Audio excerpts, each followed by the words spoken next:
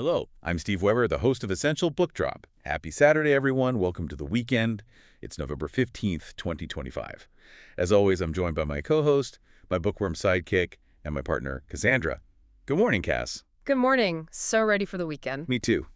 And we have a fantastic stack of new releases here, perfect for some weekend reading. A little something for everyone, I think. Oh, definitely. A real mix. Okay, so let's jump right in. First up is Nash Falls by David Baldacci. This one is straight-up crime action and adventure. Right. And it starts with the protagonist, Walter Nash, who is, the very picture of success. The guy who has it all. Exactly. He's incredibly intelligent, tenacious, has this high-level job at a place called Sybaritic Investments. He's got the upscale life, the wife, the daughter. He's the classic ordinary man with, well, absolutely everything to lose. And you just know it's all about to come crashing down. Of course. That's the setup. So the catalyst here is pretty intense. The FBI shows up in the middle of the night. And this is right after he's been to the funeral for his estranged father, a Vietnam vet. So he's already in a really vulnerable, emotional place, that family drama swirling around, and then this professional crisis just lands on his doorstep. It's the worst possible timing. And they want him to become an inside man. Yeah, to expose a huge money laundering operation that's running through his own firm. And the target is this woman, Victoria Steers. And she's not just some small-time operator. No, not at all. She's described as an international criminal mastermind. The FBI has been trying to catch her for years, and they just can't. So the stakes are already incredibly high for them, and now for him.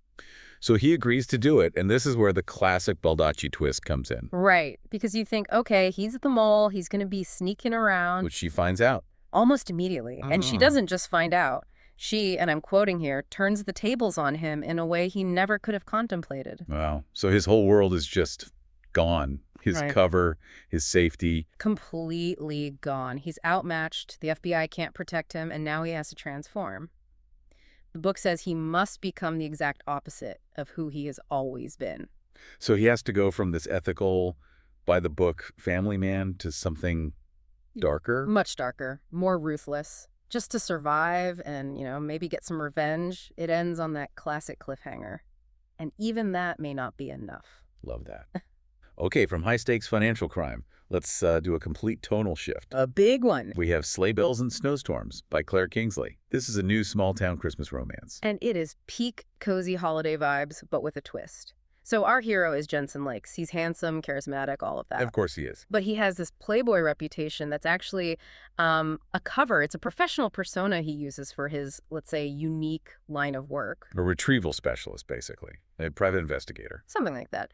So he gets hired to find a priceless heirloom that's vanished right before the holidays. He thinks it's going to be a simple job, in and out. It's never a simple job. It is never a simple job, especially not in a Christmas romance. He tracks his quarry to this picture-perfect Christmas town called Tillicum. Tillicum, got it. And that's where he meets Natalie Thatcher. She's a nurse. She's taking care of her sister and her niece, and she is just completely overwhelmed. The book describes her as feeling like a tangled strand of lights. That's a great description. I think we've all been there. Totally. So Jensen, being the outsider, realizes he needs local help to, navigate the town. He enlists Natalie. Ah, the forced partnership. Yeah. Let's see what's happening here. You see it. And there's instant chemistry, that sizzling banter, but, neither of them is looking for love for Christmas. Famous last words. Right.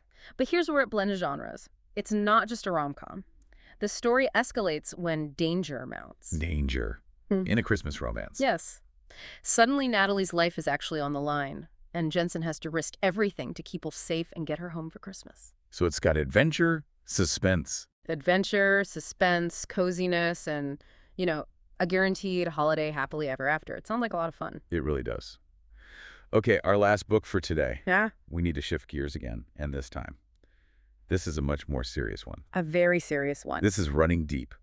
Bravery, Survival, and the True Story of the Deadliest Submarine in World War II by Tom Clavin. It's a new release in World War II history. Yeah, and this is just an incredible true story. It's about the USS Tang, which was the deadliest submarine in what they called the silent service during the war. The silent service. And there's a reason for that name. I mean, the risk was astronomical.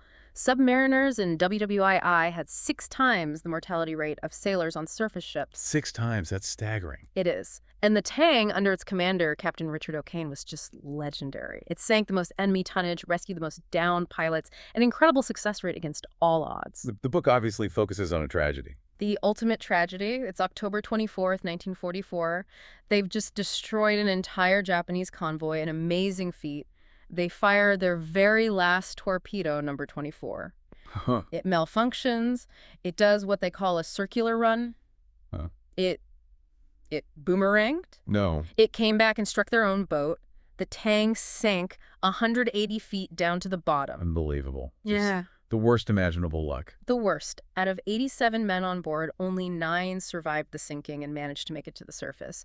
And Captain O'Kane was one of them. But their ordeal was just beginning. Oh, yeah. They were captured by the Japanese and sent to a torture camp. They were there with other famous POWs like Louis Zamperini and Pappy Boynton. And O'Kane, as the captain of this legendary sub, I imagine he was a special target. He was singled out for special torture. The Japanese knew who they had. The whole point of the camp was to extract information and basically let the prisoners die from malnutrition, disease, abuse. It's horrific. And O'Kane survived. He survived the entire thing. When he was liberated in August 1945, he weighed just 90 pounds. 90 pounds. But he recovered. And he was strong enough that by January 1946, he was at the White House receiving the Medal of Honor from President Truman. It's just a testament to human will. And Clavin is so good at telling these harrowing, deeply researched human stories. An incredible story of survival. Wow. It really is. Well, thanks for joining us today. And if you want to take a look at any of these books, visit us at essentialbookdrop.com and you'll have all the links right there. Also, whenever you feel like it, you can listen to us on Spotify, Apple Podcasts, Amazon Podcasts, YouTube, practically anywhere. Cass will do it again tomorrow. Can't wait. Have a great weekend. Until then, keep on opening new worlds with great new books. And whatever you do, remember this: when you read, Your mind becomes its own kingdom.